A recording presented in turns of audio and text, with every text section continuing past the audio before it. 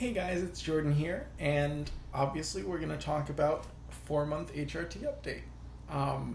First of all, wow, 4 months, that is crazy. That's a third of a year. So we're just marching on down, and it feels like it has gone by like that. There is one thing I wanted to mention before we dive right into all the details about what's been going on, but some people have been asking in the comments about my social media presence, so I did just want to say that I'm on Instagram as well as Twitter, and you can follow me. I'll post a link down below in the description, but up here you can see my handle, JMR213, very easy to remember, very easy to search up, so go ahead, give me a follow if you want to keep up with what I'm up to. I'm not super active, but I'm getting more active and trying to grow that presence online a little bit. So now that that's out of the way, let's talk about some of the things I've been noticing going on. The one thing that everyone always wants to know about is breast growth. So here we are 4 months in, and I've noticed a substantial amount of breast growth. Like, I can put on a shirt and feel like it looks like I have breasts without wearing a bra. And so that hadn't really been the case until within this last month, I think, and there's been just like a little extra growth. Like, I can see some definition on the outer portions of my breasts where it's clear that this is breast growing and not just large pecs. So that's really nice to kind of get that differentiation going on where, like, I very clearly have breasts, and I'm very pleased with that. Some other less expected and things that I've never heard spoken about with regard to transition, but some less expected changes that I've noticed are I don't make body odor anymore. So, like, I used to have some smelly armpits sometimes, especially if I was like being very active, and so I've noticed that, like, yesterday I was outside mowing my lawn, worked up quite a sweat, and I didn't shower until later in the day, and there was no BO. There was no odor whatsoever. So that was really, really interesting. I think it's probably related to the spironolactone, the testosterone blocking medication. But that said, it's something to consider, possible effect of your hormone replacement therapy to expect. I don't know if that's something that is widespread or if it's just something that pertains to me, but something to keep an eye out for. And another thing that's very closely related is that my skin has been so much less oily. It's drier, which means I need to moisturize more frequently, but that said, like, there is no oiliness to my skin, so like I can do my makeup and not worry about getting shiny. You know, I keep this good matte look going the whole day because my skin is just really not producing so much oil. So here we are now, it's just about 5 p.m. where I am. I've been up for a whole day and my skin feels pretty just neutral. I wouldn't say at all oily, I wouldn't say dry because I did moisturize plenty this morning, but yeah, not oily. Definitely a good thing. It helps to make sure that I'm really not getting acne, which is great because that can be annoying. And then the other thing that's been going on with my skin, I started doing laser. So laser hair removal, for anyone who's not familiar with it, is for the purpose of removing dark hairs. It's a long process, so you have to go for multiple sessions often, and over the course of these sessions, I'm doing every 6 weeks. I'm not sure if that's standard, but I imagine it's probably around standard. Over the course of these sessions, slowly less and less hair grows back, your hair starts to fall out, and voila, you have clear, hairless skin. So I'm doing that in quite a few places: my face, my neck, my chest, my abdomen, my bikini area, and the back side as well, my legs and my feet.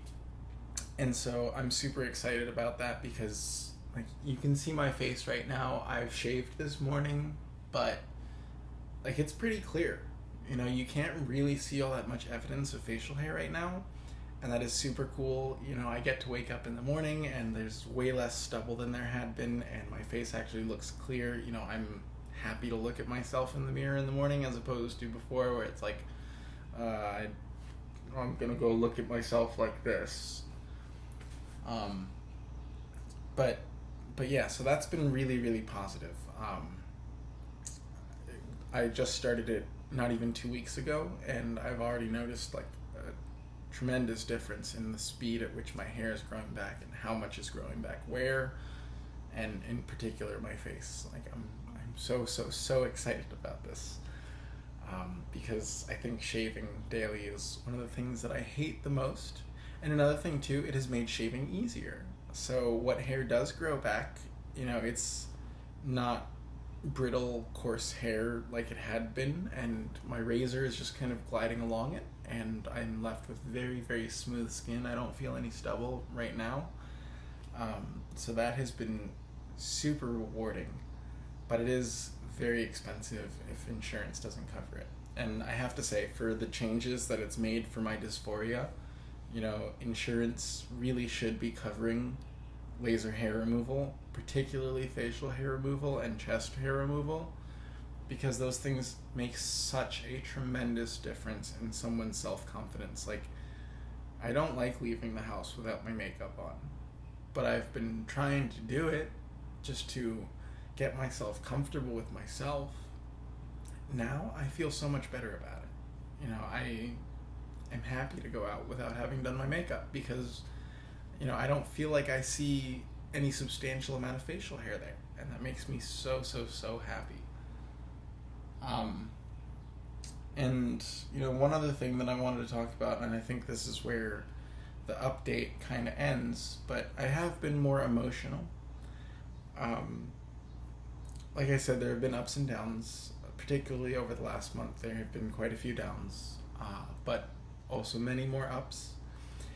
And one thing that I've noticed is just that I'm feeling my emotions more strongly, particularly the negative ones. And so when I do get upset or sad about something, it is so much harder to hold back tears than it otherwise would have been. And it's harder to get myself out of the mode of feeling sad once I've gotten into it. But with that said, like, that is not at all what's going on all the time. Like, that was with some specific instances precipitated by what it came down to was loneliness. You know, I felt like I was having a hard time making friends at school, which things have already started improving on that front. And when I was visiting friends and family back in New York, you know, my family, of course, they were there, but my friends did not really make any effort to try and hang out with me, and that was pretty hurtful. So there were some downs, and I was feeling those pretty strongly. But now things are much better, and I'm glad to say that a lot of those things are all resolved and moving forward on even ground. So yeah, that about does it for the updates specific to HRT. But one exciting update, which kind of goes along with this idea of getting more involved, you know, meeting new people, making new friends. I did go on a date this past weekend, and I didn't know what to expect going into it. I'd been talking to this guy on Tinder for about a week, and it turned out to be like the best date that I have ever been on.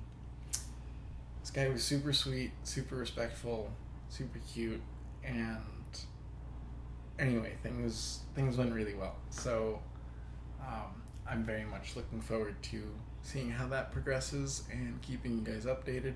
Who knows, maybe he'll be brave enough to come on here and introduce himself to you guys at some point. We'll see.